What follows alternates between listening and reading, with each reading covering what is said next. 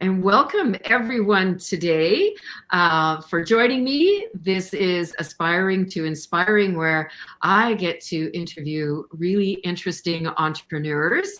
And today I'm here with Dustin Bruley, who's joining us from Vermont. And if we haven't met before, I'm Laurel Elian, and I've been working online with the public since 2015, and I love what I do as a business coach because I get to meet such interesting people around the world. And I met Dustin in a networking event, and I just knew right away that I needed to share him with my audience. Hello, Dustin.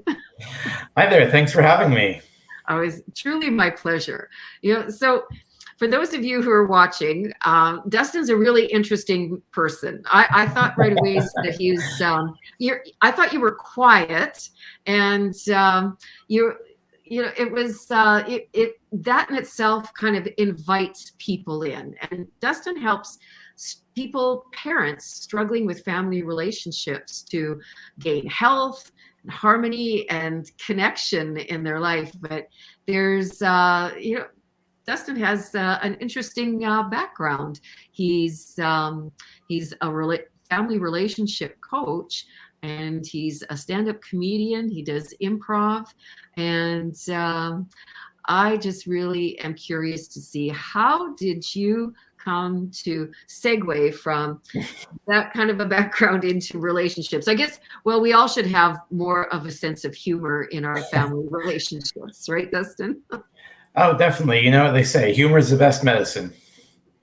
That's right. So you, like many of us, were in a co-parenting situation, and that has so many struggles to it. Blended families and co-parenting.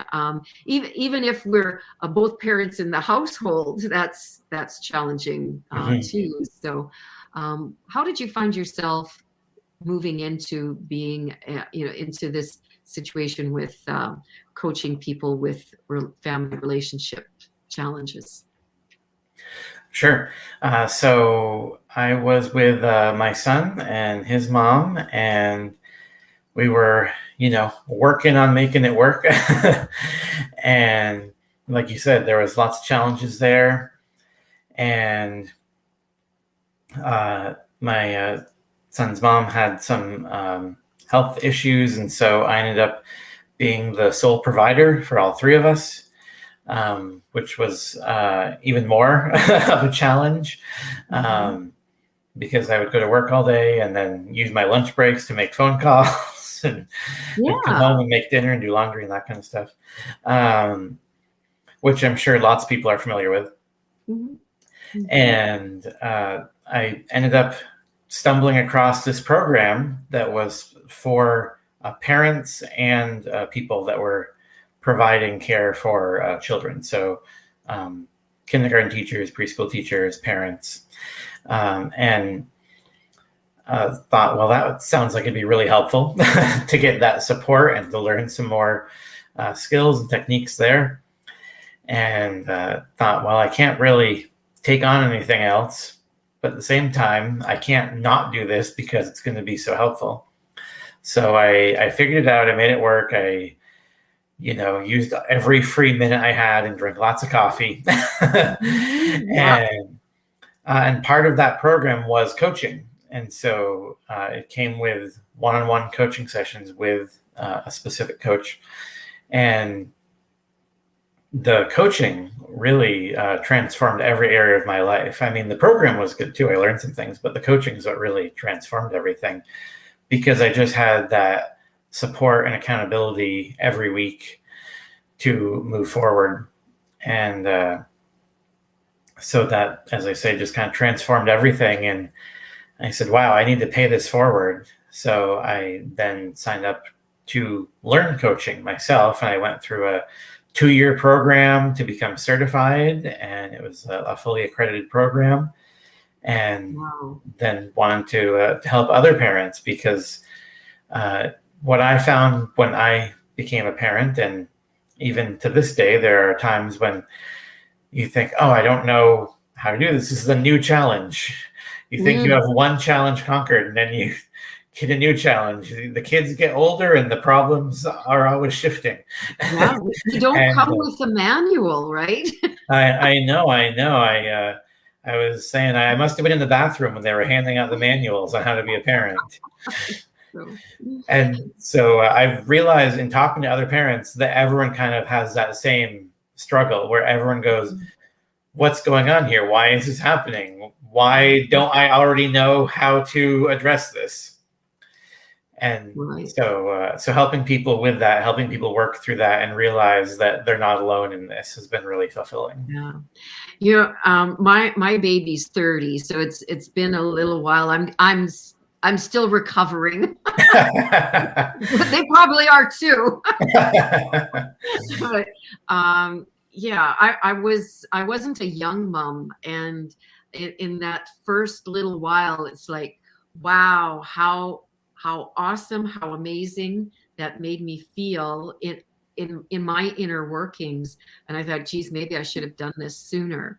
But then, yeah, then life started happening, and I too became a single mom with two down the road. And you know, there were times that I was chatting with the family doctor, because there were some food allergy issues and stuff going on, and he said, you know, I know this might not be a very nice thing to say, but you know, these issues, when people when there's couples, he says it often creates divorce and separation. He says, so you're actually better off. And I thought, wow. But I understand the logic now, because you know, the stuff that goes on, you know, what's wrong with the kid, it's your fault, or there's a wide variety of things going on. What do you see parents or couples are struggling with in their families today, Dustin? Yeah, it's a great question, especially in the last couple of years. It's certainly gotten more complicated with there's lockdowns, schools are closed, schools are open, some are requiring different things in different districts or different states in different countries. And so I found that just parents really being on the same page about their priorities, their values. You know, I like to say that all parents are co-parents, because even if you are with your kid's other biological parent, you're still coming in with different priorities and different values, and sometimes it's even different meanings of the same word. Right? Yeah. You know, I mean, I was having a conversation with my partner, and we were talking about vacation, and thought, oh yeah, we're on the same page, vacation. I didn't realize that we had two completely different meanings of that word. One of us was thinking, oh, I'm going to go and just relax and read a book. And the other one was thinking, I'm going to go and do all the touristy stuff and see all the new sites. And those are very different itineraries. If you arrive and you haven't discussed that beforehand, then it's not going to be very fun until you figure that out. That's right. Yes. So I just want to say hello to everyone who's joining us live. I'm here with Dustin Bruley, who's a expert in family relationships and coaching. And so, Dustin, you're also comedian and improv. And what does that look like for you know, for a parent going, that's what you're going out and spending your evenings with. Tonight you've got an event happening. And how did you get into improv? Yeah, another great question. So I started in college. I'd watched Whose Line Is It Anyway? If you and your audience have seen that show. Most people that haven't ever performed improv that know about it is because of that show. So I'm grateful to the creators of that show and the performers. And that's how I learned about it too. And got to college, and there was an improv group. And so went purely to just watch one of their practices one day, because at the time, I had not gone through all of this kind of growth and personal development, and thought, oh, I can't do that. But I'll just go watch these people who can. And went to just watch a practice, because they'd open practices. And they were so open and welcoming and not putting any pressure on me. but just very encouraging me to get up on stage with them and just try it. There was no audience there besides me. And so by the end of the first practice, I'd gotten up on stage and then I never left. Well, there you go. That's So fabulous. did that for 4 years because I was beginning of my first year, and then I've just been doing it since then. And I've done it kind of all over. I've been in Vermont where I am. I've gone up to Montreal and down to Boston, and I was out in LA for a while and did improv there. And it's just the most fun thing that I've found, to have those moments where you are just creating in the moment. There's nothing to worry about forgetting. You're not doing like a play where you can forget your lines or something like that. You just kind of open yourself up and let the creativity flow through you. And I've actually found it amazingly helpful as a parent. Well, that's what I'm then, thinking. Yeah, when something happens, therapeutic. you can think on your feet, and I can bring humor to my relationship with my son. So if he's in a mood and doesn't want to be cooperative, doesn't want to get ready to go outside or wherever it is that we happen to be doing, I found that if I really dig in my heels and say, no, you're going to do it because I said so, then neither of us is going to be happy. And it's probably not going to get done anyway. But if I can be playful about it, if I can make a joke, if I can do a silly voice, then all of a sudden it redirects that energy. It's kind of like judo, like he's coming at me with this energy and I can redirect it. And then all of a sudden, instead of him versus me, we're on the same side. We're making jokes together. We're both getting ready and going out the door. Well, I have to ask, I think people watching are thinking the same thing too, that do you use your situations that might not be so funny at home? Do you use that in your comedy and your improv? Sometimes, with improv, it really depends because it's completely not planned at all. So it's really whatever the audience is bringing in. And then they give a suggestion and I go off that. Now, if in the scene I'm playing a dad or a kid or something, well, then maybe I'll bring in some experiences from there. But if it's completely different and I'm playing a bank teller or a supervillain, then that's different. Okay, so do you have like characters then that are your favorite characters that you kind of personify when you're on stage, or what kind of happens for you when you do that transformation? Because it's like walking on stage and then you become this other person, right? Yeah. So again, with the improv, because it's always different every time, it's very just kind of, you create it and then it disappears. And the only people that were part of it were the people in the audience in that moment. And so sometimes I'll just create characters out of nothing. There are some impressions I do. So if we're talking about someone who, is famous and I have an impression of them, I might pull it out. And then there's also just voices that I've kind of created. So it's like, oh, this person is, from Russia or Germany or Texas or, Boston.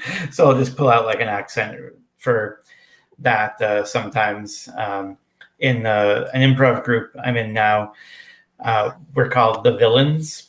And so in every show we kind of alternate. Some of us play villains and some of us play regular people, but it's kind of like if the show Friends was about villains. Gotcha. They just happen to be villains, but they all kind of live together and are dealing with, interpersonal dynamics, and they'll come up with some scheme that will inevitably fail. Gotcha. I think an improv for parents might be a good therapy group, right? Yeah.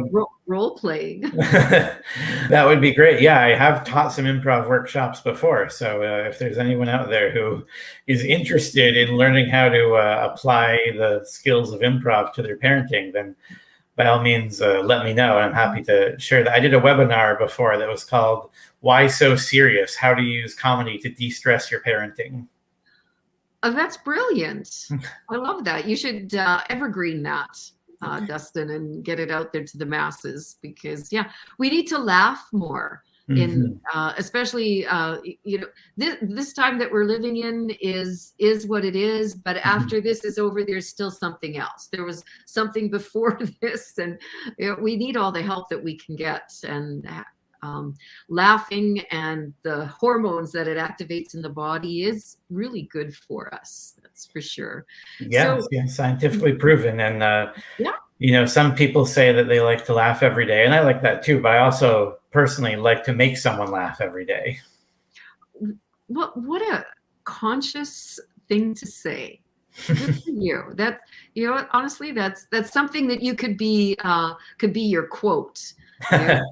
Dustin says that. Yeah, that's great. So what are some of the, so working in relationships, when we were talking about the dynamics of the parents and the kid, what are some of the other factors that come into play in the other relationships around that? Have you come across challenges with grandparents, siblings and stuff that interfered? Yeah, for sure. There's, like you say, different dynamics and different situations. And, I've been in a few different situations myself, just because I started with my son and his mom, and we had our little nuclear family. And then at a certain point, we both decided that it was in the best interest of the three of us to not be together and still work together, but not be living together and be in that relationship together. And so we did that, and then we ended up going to court and doing custody paperwork that we had to do, and I became his custodial parent. And so then it was kind of me and him and just single parenting. And I just want to acknowledge you, pardon me, but and for all the single fathers that are watching too, like that's quite a journey. There's lots of stereotypes, and it's not easy. It's not easy for single moms, and it's not easy for single dads either. That's a very unique situation. We're seeing more of it these days, but I really just give you credit for stepping into that role. Well, thank you. Yeah. And unfortunately, for all of the single dads that are showing up and want to be, the best dad they can, sometimes the system, depending on what state you're in, is not set up to support them as much. It might say that the default is the mother, no matter what any of the individual circumstances of that family are, just in general, instead of saying that default is 50-50 or something like that. So what kind of challenges do single dads face because of that stigmatism? We'll call it stigmatism or stereotyping. Yeah, well, I don't know if you've seen this, but I've seen some kind of like memes and things out there where it's like, oh, it's you with your kid. Are you babysitting? It's like, no, I'm parenting. I've heard that. Yeah, and so like I said, for me, I was kind of doing everything. I was doing the working and the cooking and the cleaning, and also taking him out to go on a hike or something like that, and to go find fun things to do in the area. And so there is sometimes that like you said, kind of a stigmatism or a stereotype. I think stigmatism is actually something to do with your eye, so I'm using the wrong word there. But yeah, so that there is that sometimes. And I found in my personal experience, like I said, I've seen those sorts of things online. In my personal experience, people have been very supportive, and just like you said, saying, oh, good for you for doing that. And so I look forward to the day when it's not something that even triggers someone to say, oh, wow, you're doing that. And it's just go, oh, okay, yeah, of course you're with your kid. What I say to my daughters today, and I advise them because they're they're into their 30s and having children of their own, is that the only piece of advice that I would want to give them is that if anybody has advice for you that's not asked for, tell them it's none of their business. Because I found I found it very difficult. Even as the mom, but I remember one that sticks out in my mind is being in a mall, and I had the two little girls. They were like having twins. They were so close in birth and size and in age and size, and they were doing something. They were being kids, making some noise or whatever. But I tell you, my kids really were really well behaved. But everybody says that, right? But mine really were. They had to be, because I was a working mom, and I didn't get child support either. That's just the way it worked then. And I went to school, and I was an educator, so I traveled, and so I did. And I cooked and cleaned and did laundry and all that stuff. But anyways, I was in the mall, and the kids were sitting in there, but they were making some noise. And we hadn't been in there all day or anything. It wasn't anything crazy like that. These two ladies walked by, and they kind of huffed, and they said, "Must be a single mom." And I thought, whoa, that really hurt, because it was like, wow, I took on a lot. I made a choice to raise my kids, in a different way that was better than what might have been. Anyways, so I experienced a lot of that as a single mom. And anyways, I can just only imagine. I've seen a lot of the humor around the single dad thing. But again, times are changing, and people, I think people are, when they say things like that, it's just a sign of stress out there in society. And people, mind your own business. Well, and lend a helping hand.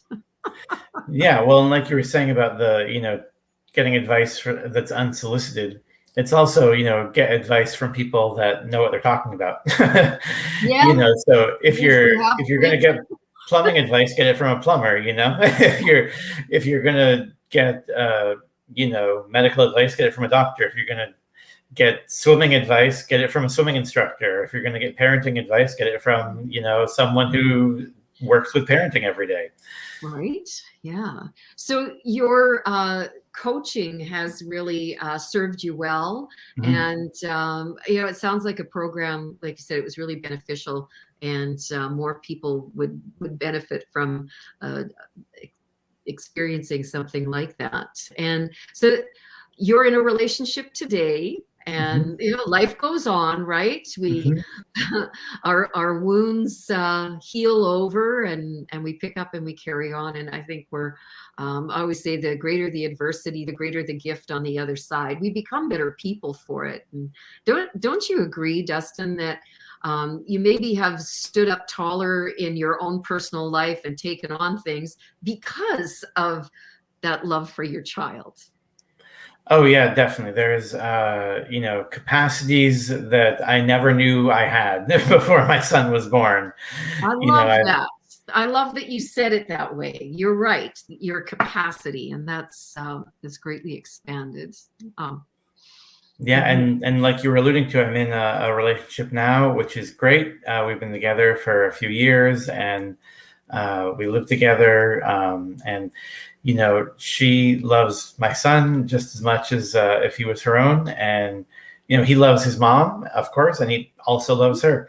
And so it's really great. And if anything, it's gotten more complicated though, because now there's more people's schedule to kind of navigate. So when I'm trying to plan something, I have to look at, or I should say I get to, because really I do enjoy it. But I look at my schedule, my son's schedule, my partner's schedule, his mom's schedule. I've got a Google Calendar with like 4 different colors. Everyone's color coded. Yeah, I hear you. I know catching up with my own kids at times. It's like, they'll say things like, "Don't you remember, Mom, I work, blah, blah, blah." I said, "I have a hard enough time keeping up with myself." Yes, we should sync calendars. That's actually, that's just something that sure wasn't available not so long ago. So you're right. There's a lot to manage, and you're proof that it's manageable, and men can do it too. So my daughters are big equipment operators, and we always say girls can do it too. So yeah, of course it goes both ways. So yeah, there's jobs that are traditionally male that women can do, and jobs that are traditionally female that men can do. right. So aside from the biological stuff, we can all do the same work. Yeah, for sure. So that's wonderful. So what do you have coming up? For how can people get a hold of you? What would you like to share with people, Dustin? I'll post your links below, but if you'd like to chat about how people can get a hold of you, how people can work with you. Yeah, definitely. So I do have some things coming up that were booked by centers. So those aren't necessarily open to everyone, but if there's anyone out there who has a center or an organization that wants me to come in and address their community, their population, I'm happy to do that. I have a couple of workshops that I present. The most popular one has been called Practical Positive Co-Parenting, where I really dive into tips and strategies that I've learned from my own experience and also from research, and present those in that workshop. And then I also I have a group coaching coming up in February, where a center has hired me to do dad coaching, where it's going to be a group of dads, the same group meeting every week, so we can really work together. That's to help them become better parents and partners. So again, if anyone out there is interested in something like that, let me know. And I see you put my website up there, dustinbruley.teachable.com, so people can go there and see some more and just learn about me that way. There's some testimonials and such. And then there's also another link that will go to a calendar if someone wants to actually book time to talk to me one-on-one. Right, and I'm just a little bit slow on the. No, that's okay. There it is. Yeah, so that's talkwithdustin.com. And so for guests of your show today, or I guess I'm the guest, viewers of your show today, if they go to talkwithdustin.com, very straightforward, just talkwithdustin.com, that will take you to my calendar, and you can book some time there where we can talk about what's going on with you personally, and I can just help you get some clarity around where you are and where you want to be, and help you come up with a map of how to get from one place to the other. So in just a short conversation, I always find that people leave feeling renewed and refreshed and re-energized about going forward. Okay, well, I want to thank you so much for bringing your wisdom and sharing your insights with everyone, and I'm sure that it has served someone out there that's been needing to hear this message, just exactly how you delivered it today. I appreciate you, Dustin. I admire you, and I'm so glad that I met you. And would you tell us who your favorite comedian is? Oh, I would probably say Robin Williams. He was definitely an inspiration to me. Of course. One of my all-time favorite animated movies is the original Aladdin, Disney Aladdin, with him as a genie. Our house, well, we owned the movie because we had to. We just watched it over and over again. Yeah, I totally agree. And what kind of music do you like to listen to? Oh, well, I'm pretty open to lots of things, although one type that is maybe not as popular right now as it was when I was younger, but is ska music. Is what? Ska, S-K-A. Wow, So that's the new one on me. What is yeah, that? look it up. It's very up tempo. They always have a good horn section. So if you like those brass instruments, trumpets and trombones and such, and Wow. it's usually pretty rocking. It'll get you going if you need something to give you some energy. Very good. See, you're not as quiet and as I thought you were from the beginning, how I met you. And then when I learned that you did improv and stand up, it's like, okay, he's one of those guys. He's going to come alive once you ask him some of those questions. Because, yeah, well, good for you. Good for you. Thank you so much, Dustin. And thank you to everyone who's watched us live today or on the replay. Do reach out with Dustin. And, if you're dealing with some direction of family relationship challenges, Dustin's the person to speak to about it, and get on a call with him. Thanks so much, Dustin. Yeah, thank you. Thanks again for having me, and I look forward to meeting some of the people in the audience and being able to help them. You bet. It's been my pleasure. Thanks again.